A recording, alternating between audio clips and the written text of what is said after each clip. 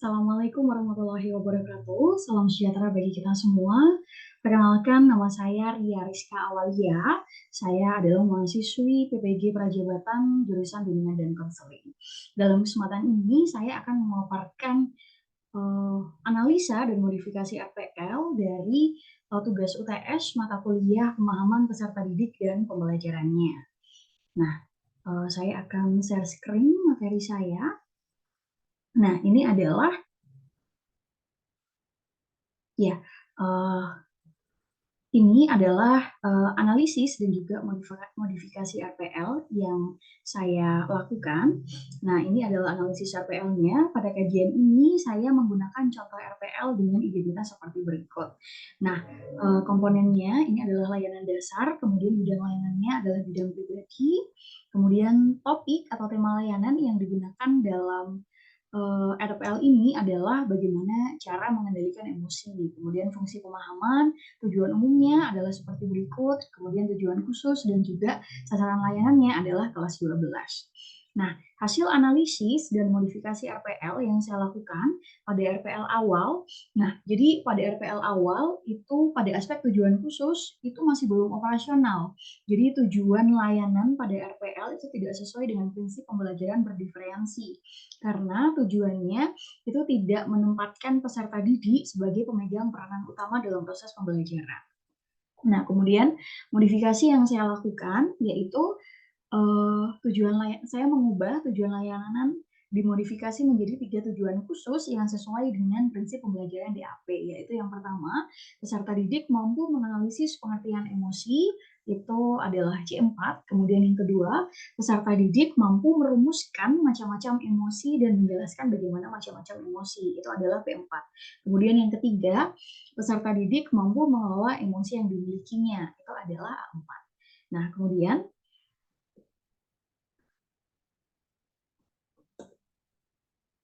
kemudian pada RPL awal, hasil analisa saya menunjukkan bahwa pada contoh RPL yang disajikan itu masih belum terdapat aspek CL atau capaian layanan. Nah, jadi di dalam program bimbingan konseling kurikulum merdeka itu harus memuat adanya capaian layanan dalam setiap pemberian layanan. Nah, kemudian modifikasi RPL yang saya lakukan yaitu memasukkan aspek capaian layanan jenjang SMA kelas 12, yaitu adalah fase F. Aspek perkembangannya adalah kematangan emosi. Nah, capaian layanan BK-nya dalam aspek ini adalah peserta didik itu mampu untuk menyesuaikan ekspresi perasaan diri dan orang lain secara tepat untuk menyelesaikan konflik. Nah, kemudian temuan analisis saya yang lainnya yakni adalah kurangnya cakupan dimensi profil pelajar Pancasila.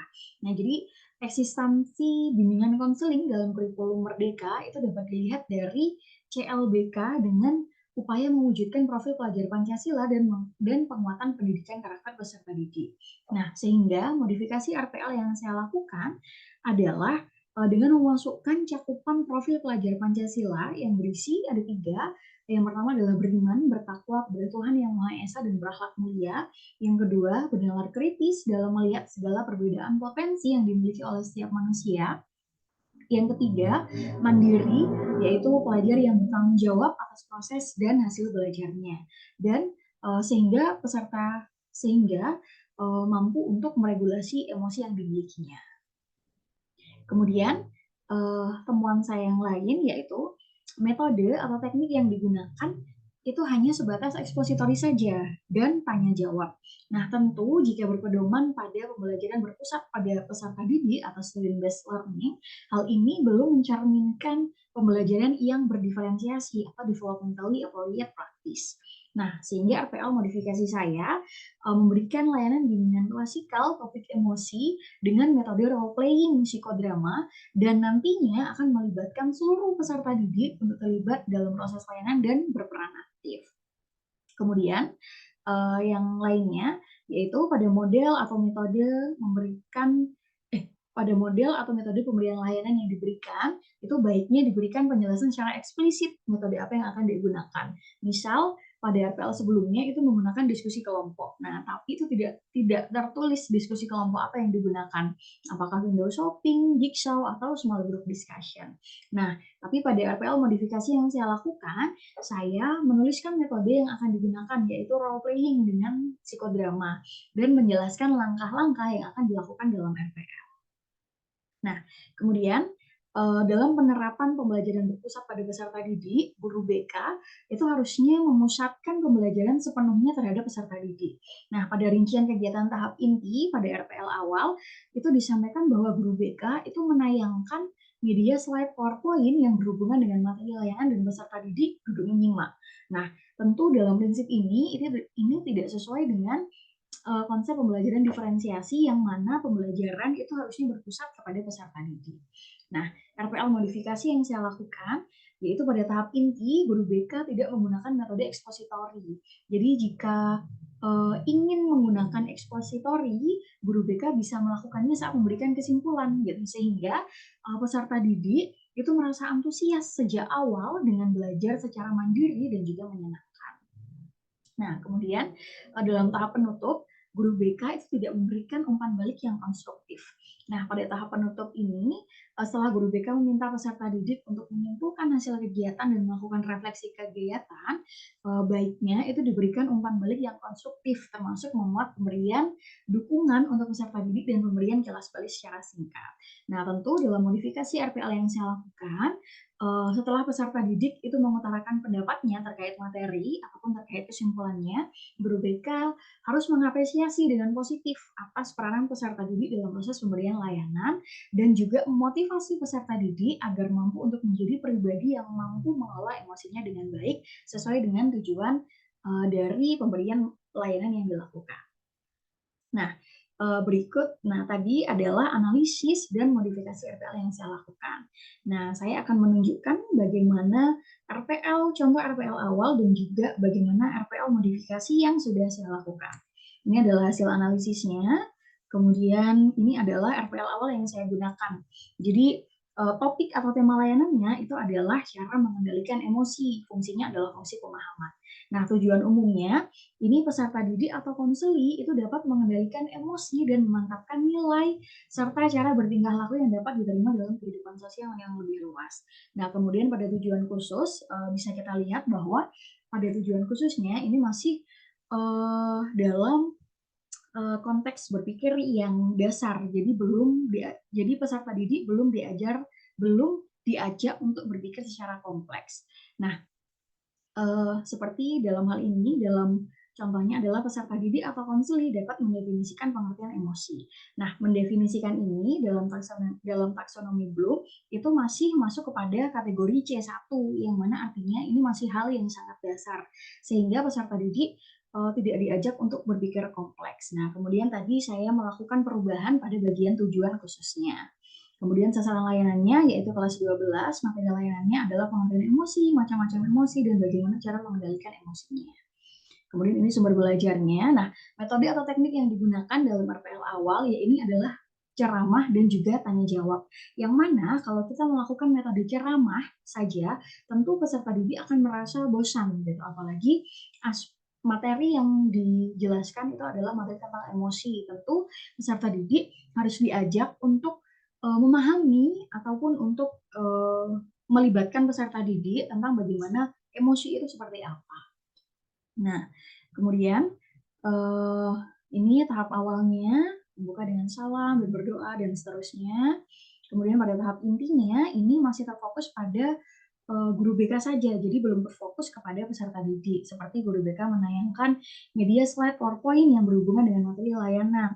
Tentu jika guru BK menggunakan metode seperti ini, tentu peserta didik akan mengantuk gitu. Sehingga perlu diperlukan inovasi ataupun metode pemberian layanan yang lain untuk mengajak peserta didik dapat terlibat aktif dalam proses pemberian layanan. Kemudian Di sini juga tertuliskan guru BK membagi kelas menjadi 6 kelompok, satu kelompok 5 sampai 6 orang, kemudian memberikan tugas dan kemudian mendiskusikan. Nah, tapi dalam tahap inti ini belum disampaikan metode diskusi kelompok seperti apa yang digunakan oleh guru BK. Apakah small group discussion ataukah jigsaw ataupun window shopping. Jadi belum tertera secara eksplisit bagaimana tahapan intinya. Bagaimana proses diskusi kelompok yang dilakukan. Kemudian pada tahapan penutup di sini belum tertera apakah guru BK itu memberikan umpan balik yang konstruktif ataupun tidak kepada peserta didik. Nah, ini adalah RPL awalnya. Kemudian di bawah ini adalah RPL modifikasi yang saya lakukan. Topik layanannya tetap mengendalikan emosi, kemudian komponen layanannya masuk pada layanan dasar, bidang layanannya adalah layanan pribadi. Nah, saya mengubah metode atau tekniknya dengan role playing psikodrama. Nah, kemudian di dalam RPL modifikasi yang saya lakukan, saya mengubah tujuan khususnya menjadi C4, P4, dan juga A4. Nah, seperti ini, peserta didik mampu menganalisis pengertian emosi, itu yang pertama. Kemudian tujuan khusus yang kedua, peserta didik mampu merumuskan macam-macam emosi dan menjelaskan bagaimana macam-macam emosi. Yang ketiga, peserta didik mampu mengelola emosi yang dimilikinya. Nah, saya juga memasukkan bagaimana capaian layanan BK SMA ke dalam modifikasi RPL saya, yakni capaian layanannya adalah peserta didik mampu menyesuaikan ekspresi perasaan diri dan orang lain secara tepat untuk menyelesaikan konflik. Kemudian SKKPD-nya, aspek perkembangannya adalah kematangan emosi. Di sini juga saya masukkan, juga saya muat bagaimana proses pengenalan, akomodasi, dan juga tindakannya dari peserta didik yang mempelajari cara-cara, kemudian sampai mengekspresikan perasaan dalam cara-cara yang bebas, terbuka, dan tidak menimbulkan konflik. Kemudian profil pelajar Pancasila ada tiga aspek yang saya masukkan: beriman, bertakwa kepada Tuhan Yang Maha Esa, dan berakhlak mulia dalam mengenal potensi diri yang diberikan oleh Allah kepada kita. Kemudian yang kedua, bernalar kritis dalam melihat segala perbedaan potensi yang dimiliki oleh setiap manusia. Nah, yang ketiga, mandiri, yaitu pelajar yang bertanggung jawab atas proses dan hasil belajarnya. Nah, tentu elemen kunci dari mandiri itu terdiri dari kesadaran akan diri dan situasi yang dihadapi serta regulasi diri. Nah, tentu regulasi diri ini masuk ke dalam sesuai dengan teori yang topik yang disampaikan, yaitu tentang emosi. Kemudian kegiatan atau layanannya mulai dari guru BK membuka salam, kemudian sampai menyampaikan tujuan layanan emosi, kemudian penjelasan langkah-langkahnya seperti apa, kemudian ada tahap konsolidasi ketika guru BK mengarahkan kegiatan, seperti mendorong anggota kelompok untuk kemudian berpartisipasi aktif secara penuh sesuai dengan peranan dan tanggung jawabnya masing-masing. Kemudian tahap peralihan atau transisi, di sini guru BK mengajak ice breaking agar suasana kelas tetap semangat, kompak, dan juga fokus. Nah, kemudian setelah itu mengarahkan peserta didik untuk memasuki tahap inti.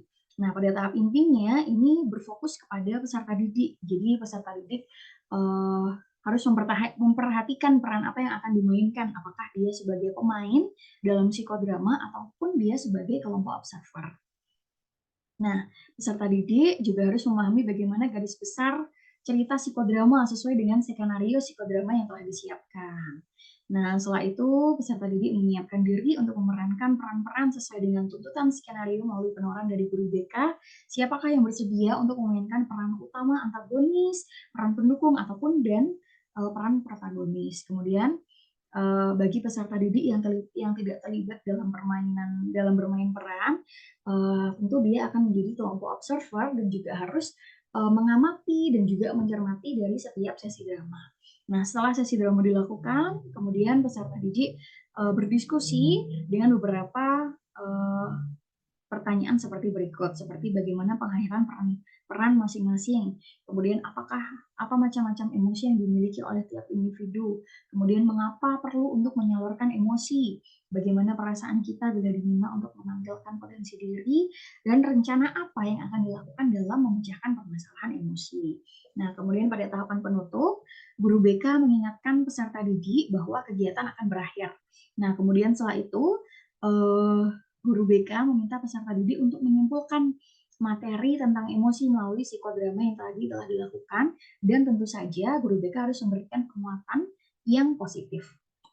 Nah, kemudian guru BK meminta peserta didik untuk mengutarakan harapan dan juga rencana untuk memahami emosi yang dimilikinya. Gitu. Tentu harapannya adalah peserta didik mampu untuk mengenali emosi yang dimilikinya dan juga harapannya apa seperti itu. Kemudian guru BK memberikan motivasi agar peserta didik mampu menjadi pribadi yang mampu mengelola emosinya dengan baik. Seperti itu. Kemudian guru BK menutup kegiatan dengan berdoa dan bersalaman. Nah, pada tahap evaluasi ada 2 tahapan evaluasi yang dilakukan. Yang pertama ada evaluasi proses, yang kedua ada evaluasi hasil. Nah, pada evaluasi proses, guru BK melakukan evaluasi dengan memperhatikan proses-proses yang terjadi. Nah, kemudian pada evaluasi hasil, guru BK juga meminta peserta didik untuk mengevaluasi bagaimana kegiatan klasikal yang telah dilakukan, seperti merasakan sikap dan suasana pertemuannya, apakah menyenangkan, apakah kurang menyenangkan, ataupun tidak menyenangkan. Kemudian dari topik yang dibahas, apakah penting, kurang penting, ataupun tidak penting, sampai peserta didik menyatakan bagaimana kegiatan yang diikuti tersebut, apakah menarik, ataupun tidak menarik, ataupun kurang menarik, seperti itu. Nah, tadi adalah hasil analisa dan modifikasi RPL yang telah saya lakukan. Demikian presentasi yang dapat saya sampaikan dalam kesempatan ini. Saya Ria Rizka Awalia, mahasiswa PPG Prajabatan gelombang 1 tahun 2023. Terima kasih atas perhatiannya. Billahi taufiq wal hidayah. Wassalamualaikum warahmatullahi wabarakatuh.